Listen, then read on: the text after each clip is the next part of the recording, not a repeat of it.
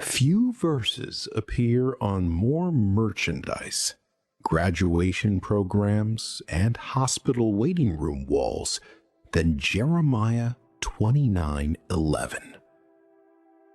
Pastors quote it over sick patients. Parents whisper it over struggling children. Grieving people cling to it in the hardest seasons of their lives. And nearly every time it is quoted, it means something different from what Yahweh actually said.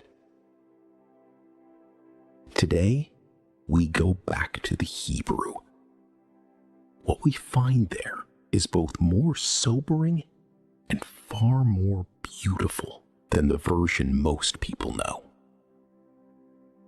Stay with us. Before we touch a single Hebrew word, we have to talk about context. Because Jeremiah 29:11 is not a standalone promise. It is a sentence inside a letter. Here is what most people never read.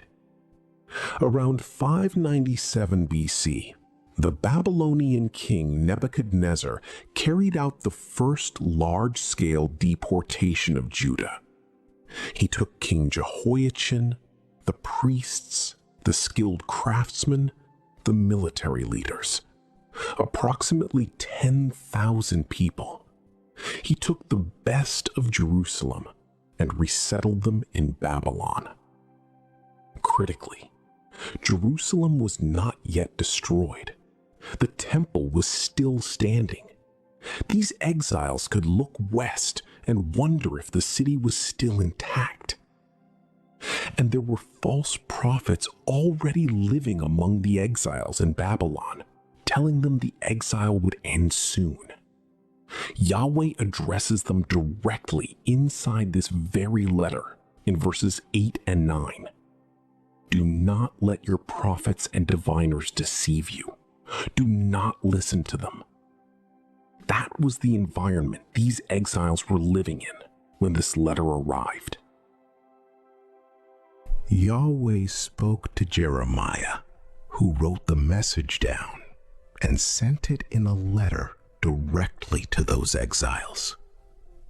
Read verses 5 through 7 before you read verse 11. Yahweh tells them, build houses and live in them, plant gardens, get married, have children, let your children get married and have children.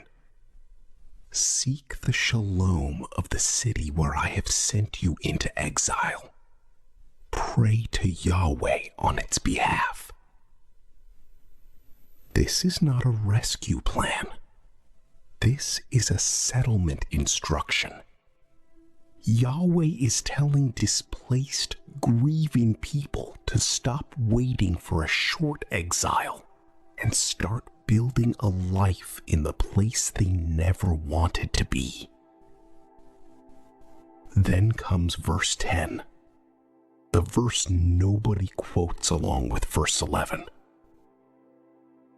When 70 years are completed for Babylon, I will visit you and fulfill my good promise and bring you back to this place. 70 years. Any adult who received that letter would likely die in Babylon before the fulfillment came. The promise was generational. It was communal. It was not a personal GPS for any individual reading the letter that day. Now verse 11 arrives, and it lands completely differently when you read it inside that frame. The English text of Jeremiah 29:11 reads like this in the NIV, one of the most widely used translations in the world. For I know the plans I have for you, declares the Lord, plans to prosper you and not to harm you, plans to give you hope and a future. 3 translation choices in that sentence carry the entire weight of the popular reading, and all 3 deserve to go back to the Hebrew. But before we do, notice something. The Old King James Bible actually got closer to the Hebrew than many modern translations. It says, I know the thoughts that I think toward you, thoughts of peace and not of evil, to give you an expected end. Thoughts, peace, an expected end.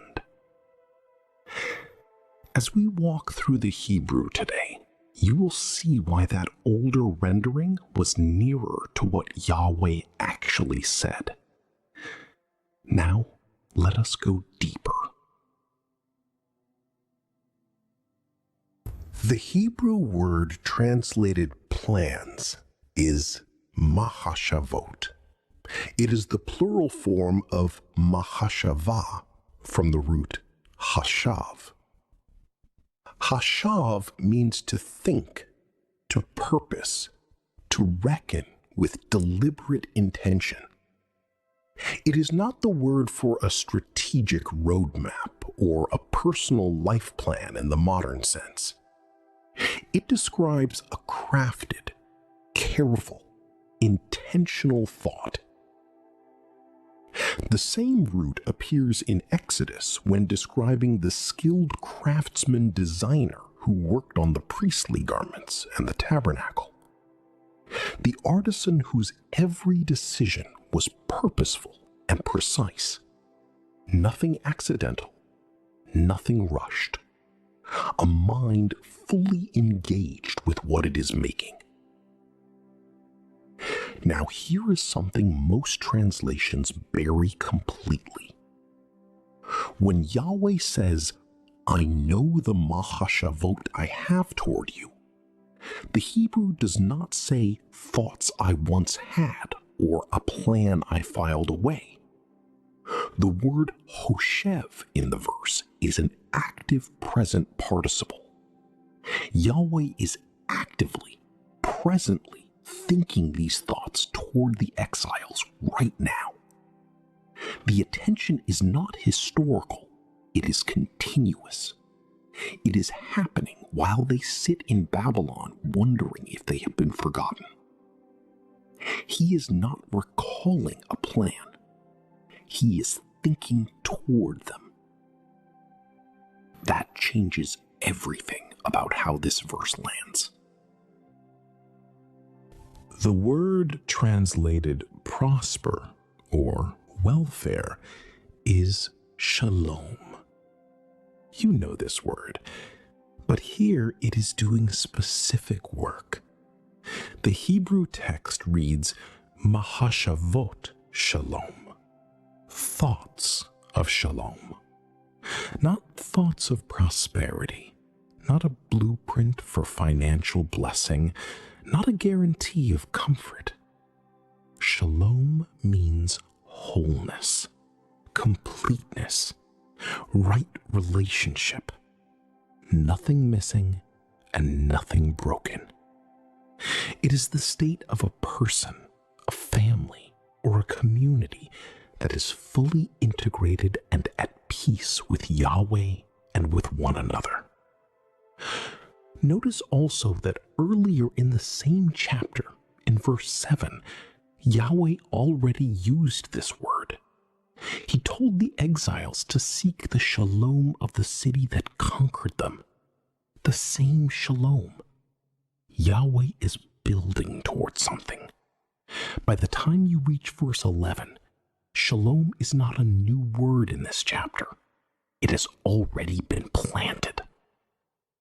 His mahashavot are shalom-oriented, not toward evil, not toward harm, toward wholeness.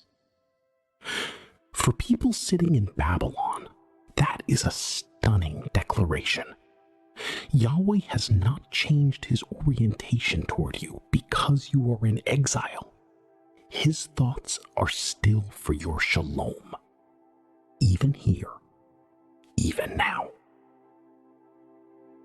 Most English translations render the close of verse 11 as a future and a hope, following the Hebrew word order.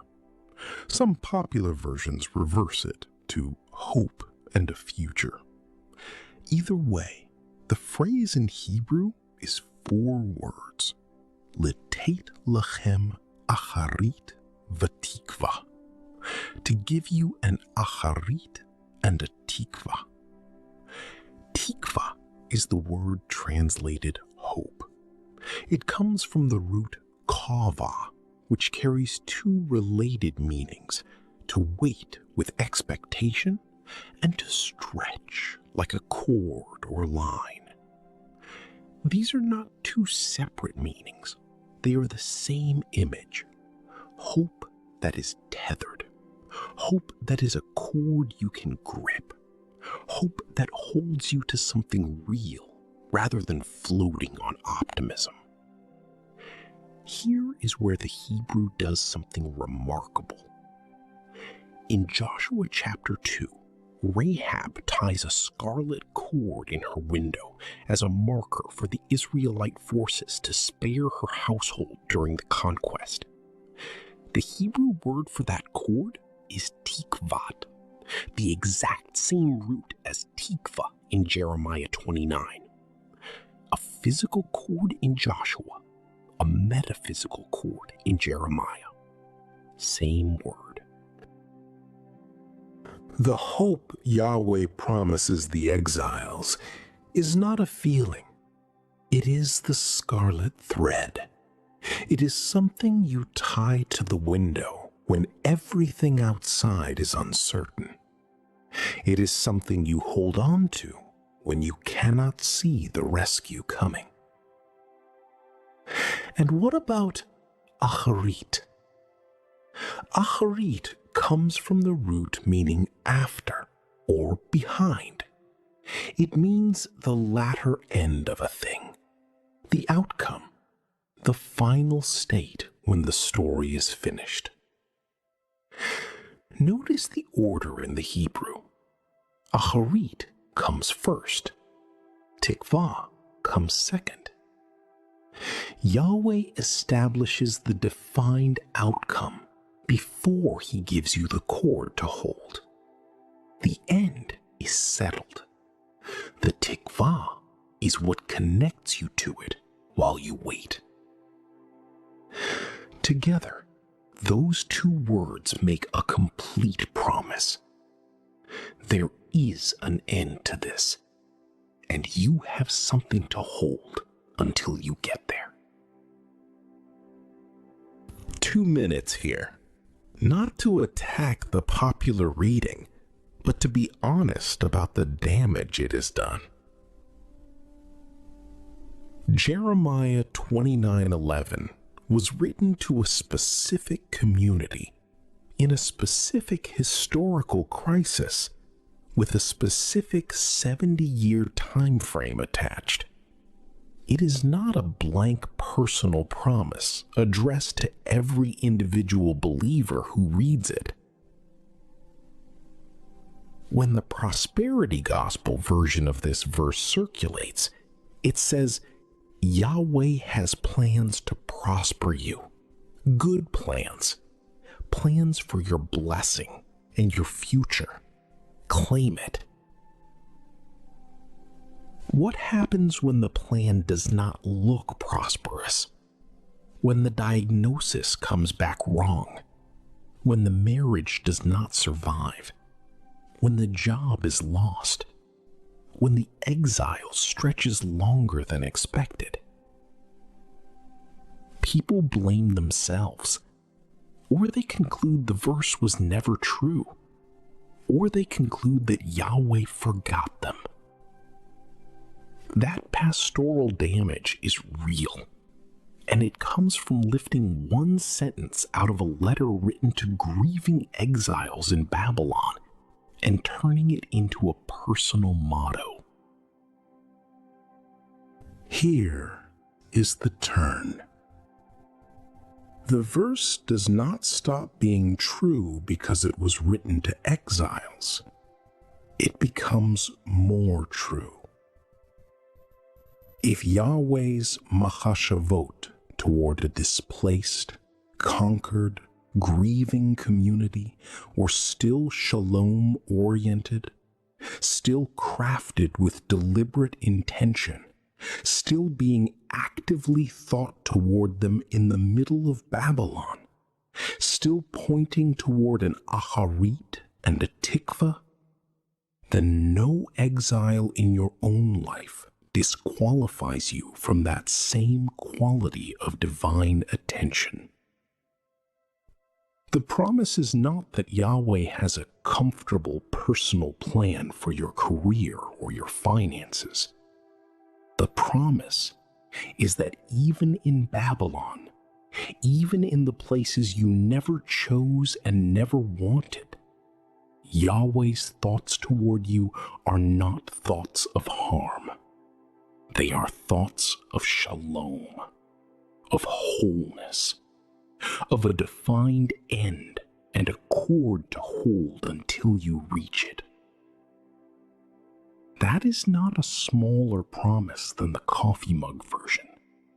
It is an infinitely larger one, because it holds inside the grief. It holds in the long exile.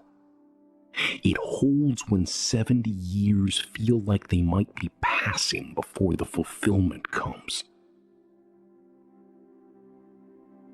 Before you close this video, do one thing.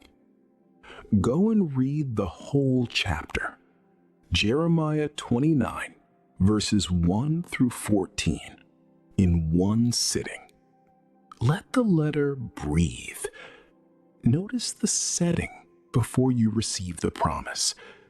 Notice the 70 years before you claim the hope.